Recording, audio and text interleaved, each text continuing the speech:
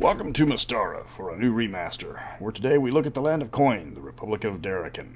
The nation is a bit of an anomaly. Some people love it for the great detail in the description, others find it boring and without tension. Its form of government is also up for debate, because it is the fantasy equivalent of the Austrian economics school's ideal economy. Inside the nation you will find lots of diplomats, guilds, and money, but while the nation runs on commerce, its people are also known for their altruism and generosity. So can a pure capitalistic society exist with a focus on public charity? Go argue that in your philosophy class. This is a D&D channel. I'm Mr. Welch, and let's make lots of money. Darokin stands out among the nations of the known world, as well as most of the other D&D settings, in that it's a republic with voting rights based on your total amount of assets. It's not one person, one vote automatically. The greater your assets, the higher office you're allowed to run for. People that don't own at least 15,000 gold pieces worth of property don't get a vote. Fortunately for them, Darokin is an incredibly wealthy nation, famous for its upward mobility. This causes the richest to show quite a bit of charity because they aren't interested in government, and their own wealth doesn't matter as much then. And the people on the lower tiers of the economic scale benefit from the wealthy by increasing their social standing and buying the goods and services provided for them. Fortunately for Darokin, wealth is not a zero-sum game. Darokin was originally a monarchy, going back to 21 AC with King Ansel, who was consolidating the enormous territory that Darokin would become famous for. During the reign of their kings, they had to contend with multiple orc invasions, a large host of Yulari refugees fleeing the invasions of their lands, and a brief and one-sided war with Alfheim. Darokin was saved numerous times from disaster during this period by the elves of Alfheim, whose dislike of humans were superseded by their hatred of the orcs. The humans did grow suspicious of the elves and started the Elf War, the on-again, off-again border skirmish with Alfheim that the elves never really took seriously. Darokin's current government was largely created because of its weak line of succession. After only 3 kings, the nation found itself without an heir due to the death of young King Aiden. Without a national leader, the orc tribes invaded and inflicted heavy damage on the country. Later kings would often prove to be ineffectual, or worse, corrupt, with the kings Mithras IV and Mithras V starting the Elf War in a misguided attempt to blame Alfheim for their nation's current problems. Every time a new leader was needed, the crown tended to fall to the wealthiest man in Darokin, and the new king always seemed to be highly competent.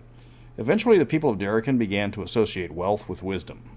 The kings gradually faded from relevance, as did all the nobility as the people looked more towards the merchants, farmers, and manufacturers for services. The sheer size of the nation, coupled with its natural resources and rich farmland, made its population too spread out for the various local nobility to maintain the infrastructure easily. Instead, people would pay the more successful merchants or farmers in an area to manage the building of a road or construction of a building. These people were already used to dealing with hiring workers and negotiating deals, so it seemed logical that they would get a wall built or a road laid better than some distant noble. The transfer of power away from the nobility and more towards the private sector for goods and services meant the last kings were merely figureheads. When King Santhrall II died in 723 AC, the nation decided the time of kings was over. For over 200 years after the fall of the Darokin nobility, the nation became more of a confederacy of landowners and merchants. They protected their lands as well as the nobility did. They hired guards to protect the villages and maintained the roads that kept the caravans going. Eventually, the great houses began to rise, the most successful of the merchant families. As the merchants were savvy businessmen, they could actually negotiate deals to provide the surrounding towns and farms with more services for less than what the nobility were taxing the peasants to provide. Finally, in 927 AC, the merchant houses met in Darokin City and performed the Great Merger, where all the merchant houses officially created the Republic of Darokin. The nation is famous for its diplomatic corps. It is joked that Darokin has more diplomats than soldiers. The reason for this is partially the enormous size of the nation, but also its diverse population. Darokin borders Karamikos, Yelarim, Rockholm, Etrugan, Glantry, Ethengar, Sind, the Five Shires, the Broken Lands, and completely encircles Alfheim. With that many neighbors, the nation is almost impossible to defend militarily. Darokin has to keep peace not just with its neighbors, but also to keep its neighbors at peace with each other. It has an official policy of friendship towards all bordering lands, with the exception of the Broken Lands, obviously. Every nation in the known world has an embassy in Darokin City, though in the case of nations like Osland, this is just a formality.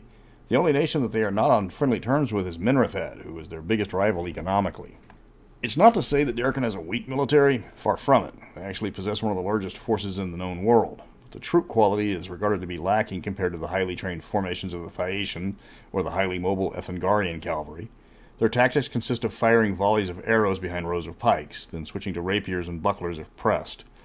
While their forces are numerous, with 5 full armies consisting of 30 legions between them, this is hardly enough to defend a nation of that size. The sheer mass of the nation stretches its troops thin, leaving large areas unguarded. Typical threats include humanoid raiders from the Broken Lands, and then orcs from the Cruth Mountain to the south, Yulari bandits, Tiger Clan braves from the Etrugan clans, Ethengarian raiders, and various brigands in the wilder parts of the nation. This means diplomats are a core part of the nation, allowing them to coordinate efforts with other governments to guard their corresponding regions of Darokin's borders. In exchange for the right to maintain tolls, it will build roads into its neighbors and help establish an infrastructure for the poorer nations, or ones that can't be bothered to provide these services. Glantry could easily use its magic to build roads through the mountains to Darokin's markets, but the wizards can't be bothered with that. That means almost all roads into Glantry are built by Darokin labor and paid for by Glantrian nobles. Karamikos also doesn't have the manpower to guard their roads, so again, Darokin builds the roads along the trade route so Karamikos can redirect funds to guard Darokin's caravans. One major industry Darokin uses to influence other nations is their financial markets. See the video on Darokin economic reforms for the full breakdown on this. In short, Darokin knows if you owe someone money, they have power over you. So Darokin keeps interest rates low for international loans, undercutting domestic banks and other nations. When a powerful Thaetian senator wants to build a villa, it's cheaper to get the money from Darokin than a local moneylender. And when Thyatis is deciding on legislation that would affect Darokin's bottom line, that senator will be reminded who made it possible for their new pool. The trick is to loan enough money to make nations dependent on it, but not so much that the nation is tempted to just keep the gold and dare Darokin to take it back. Its economic strength comes from its vast natural resources. The farmlands are the richest found outside the 5 shires and are far more expansive. Mineral wealth is found close to the surface in its mountains, and while not as profitable as Rockholm's mines, it means the forges and artificers have a constant flow of low-cost raw materials to work with. Darokin's goods aren't particularly elaborate or unique, but instead they're produced in such a manner that they're cheaper and more abundant in other lands. A farmer in Threshold can outfit his entire house with Darokin-made furniture at a fraction of the cost compared to building it himself or paying for a local to do it for him. The merchants of Darokin will keep track of settlements and their growth. As the various settlements expand and their needs change, Darokin will be there with those items as soon as the settlement needs them.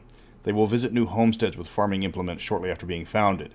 Then they will move on to items needed for a blacksmith or a cooper, and eventually start supplying the now flourishing farm with comfort items like books or glass for windows. Merchants traveling from settlement to settlement will make note of what they need in the immediate future and relay this information to their merchant house for the next caravan passing through the area. Darokin's governmental election process is based entirely on the candidate's wealth. Candidates have to be worth a certain amount to run for different levels of government, based on the assumption that the more successful people are in business, the more successful they will be in government. So if you want to run for mayor, you need to have a net worth of at least 25,000 gold pieces, while to run for chancellor, you need over 3 million in personal wealth. The nation is divided up into 37 different regions, plus the Borderlands, which have little in the way of formal government. To have a vote in elections, you need a net worth of 15,000 gold pieces, but you get to vote for all candidates up to chancellor.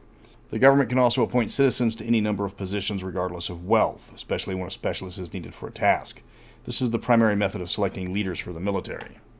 The National Council is represented by 37 different councillors elected by their various regions, and 6 of those will be appointed to be on the Inner Council.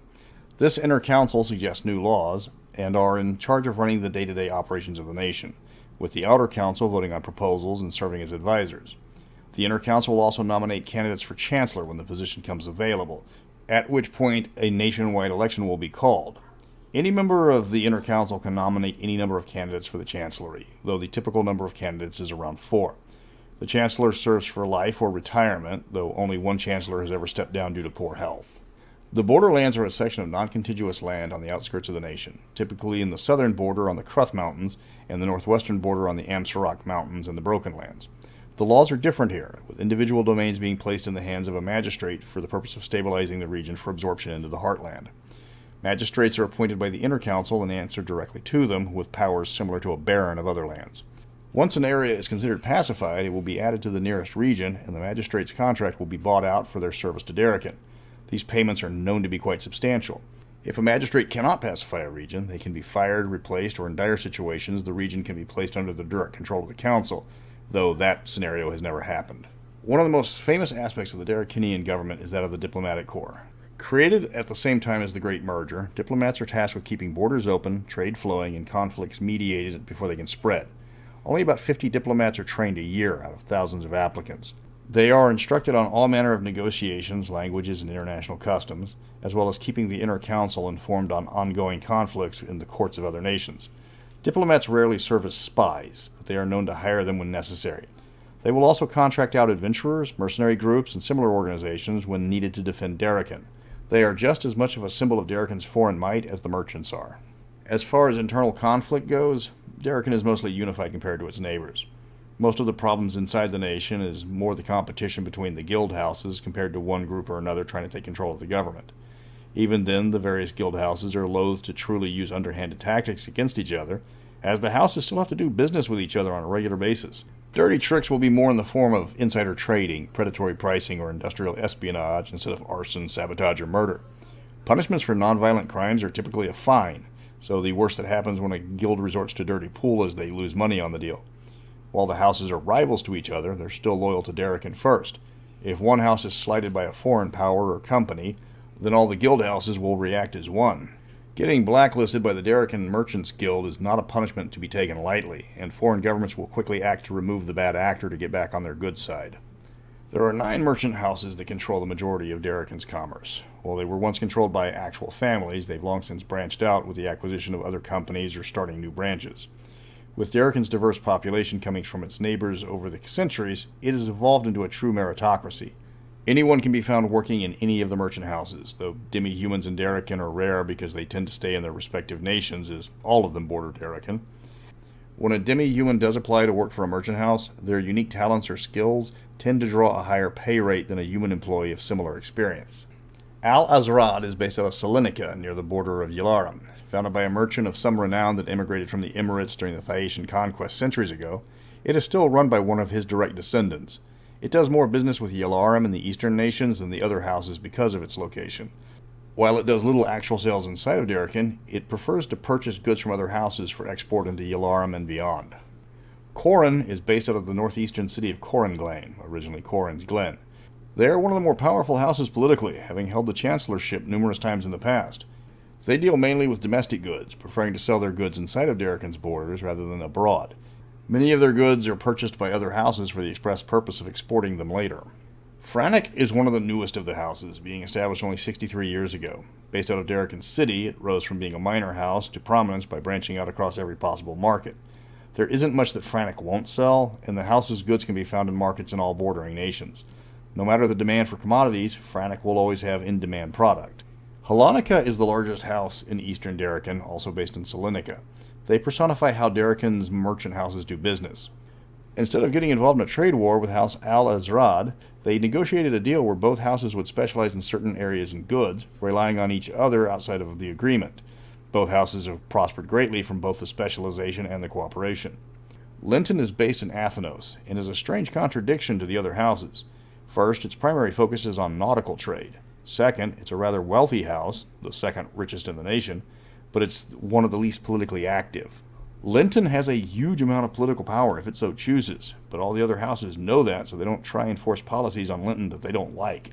Their sailing ships are dwarfed by those of Minrathad, but Linton has agreement with nearby nations to grant them safe passage, even in Minrathad. Monty is the most powerful house in Darokin, and has been for centuries. With just a few exceptions, the Chancellor has always been a member of House Monty, including the current one. Much of Darokin's economic strength can be directly attributed to the reforms made by Monty House in the centuries past.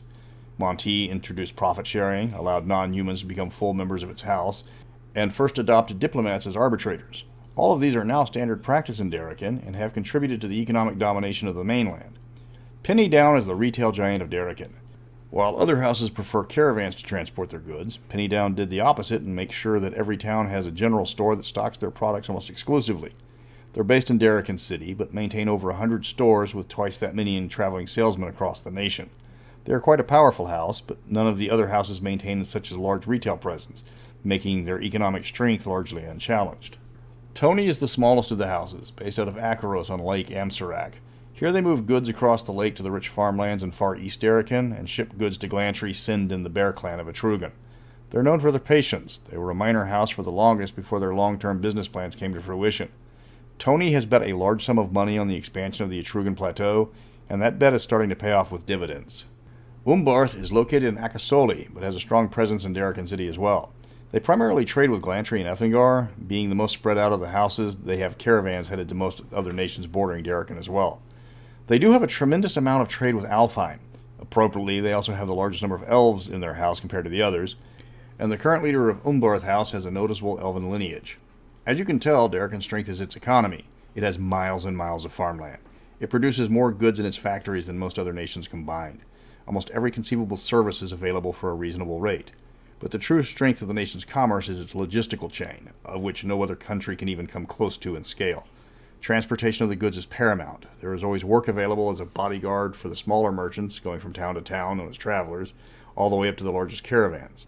Merchants known as dealers buy up local goods and transport them to other cities and towns to sell directly to the shopkeepers there. It brings in a lot of money, but they all have the highest expenditures because of the added security and transportation costs, cutting into their profit. The most profitable trade is the import and export of trade goods involving foreign lands. While the amount of trade with other nations is on par with the domestic trade, the amount of money brought in is several times greater.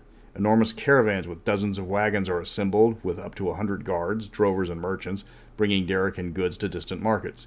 It is such a part of Darokin's culture that the arrival of a caravan in a small town is a minor holiday. Every caravan is unique, from the wagons used to the presentations once they've arrived in the market. Darokin's philosophy is one of self-improvement. The nation is ingrained to the idea that it is the land of opportunity, and the people who are poor on purpose, through either laziness or choice. That's not to say they're callous. If someone loses everything through an act of the immortals or an other unavoidable accident, their neighbors will spare no expense helping the unfortunate. As Darokin is one of the most diverse nations in terms of religion, magical healing can be easily acquired if necessary. But the nation has more jobs than it has population. Finding a job is easy for anyone who wants to look. Preferences given to natives of Darokin rather than foreigners for jobs, so it's actually hard to remain unemployed. Despite their great wealth, Darokinians believe garish displays of it are tacky. Excessive jewelry or gold-plated carriages are the height of bad taste. Simple, elaborate jewelry are preferred even by the elite of Darokin society. Noticeable quality is how they display their wealth, rather than displays of precious metals or magical items. The most common way the rich of Darokin reflect their status is through their entourage. The more assistants someone has, the greater their status in society. This includes things like 2 drivers for every carriage, bringing personal cooks along when they travel, or tailors and cobblers in case of wardrobe malfunctions. Despite the relatively safety of the majority of the nation, there are numerous problems in Darokin that are considered dangerous to be in the proximity of. There are numerous orc strongholds found in the border areas of Darokin, including Dast on the border with Ethengar, Gruk on the Broken Lands, and Zorg near Rocco. Darokin has offered large rewards for the destruction of these strongholds, but as the orcs number in the thousands, the tasks have remained unfilled. For sheer terror, there is Ithildown Island, the largest island in Lake Amsarag. Once home to the powerful Ithil House, one night their castle warped and twisted if it was made out of wax. The screams of the Ithil family could be heard for miles, and in the morning there was nothing left of House Ithil except for their castle. It's considered a cursed place, and even viewing it by passing ships is considered unlucky. It is not unoccupied, but what lives there is unknown, as everyone who has entered has never returned. The threats to Darokin outside the nation are numerous, though concentrated on the western border. The Broken Lands are the obvious threat, with Darokin heavily fortifying their border against the numerous incursions that Star's Legion sends out. To the southwest, the Tiger clan of Etrugan have raided nearby towns looking for captives and plunder for their bloodthirsty religion. While nowhere near as common as humanoid raids, the battles between the Tiger clan and the troops stationed nearby are renowned for their savagery. In the nation of Hul, the Master is raising an army to conquer Darokin and its vast wealth, an act of aggression that would set off a war involving most of the known world.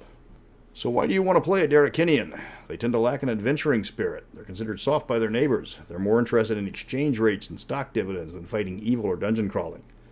But, despite all their stereotypes, they are largely an altruistic people. They want to help the less fortunate, even if doing so goes against the bottom line. They prefer peace to conflict, but they also know that some threats can't be bargained with. Plus, you can always trust one to pick up the tab at the local tavern. Next up on the list of remasters is Ethengar, land of the obvious Mongols, full of horses, warriors, magic, animal spirits, warlords, treachery, new classes, new versions of old classes, and more politics than most soap operas, plus a Khan that is in sore need of an actual enemy. It's one of the better written gazetteers, but for some reason never caught on like the other more popular ones. But if you want to ride a horse and stab people, it's the nation for you. But until then, remember, money can't buy happiness, but it can rent a jet ski, and you never see sad people on a jet ski.